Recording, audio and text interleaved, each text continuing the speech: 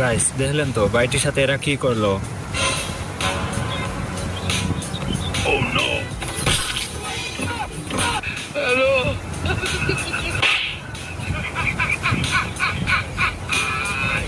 Guys লাথি মারার আর জায়গা পেল না, বাইটির মুখেই মারলো।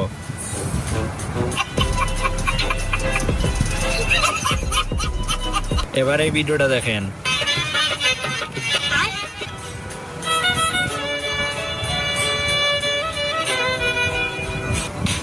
रुको जरा सबर करो।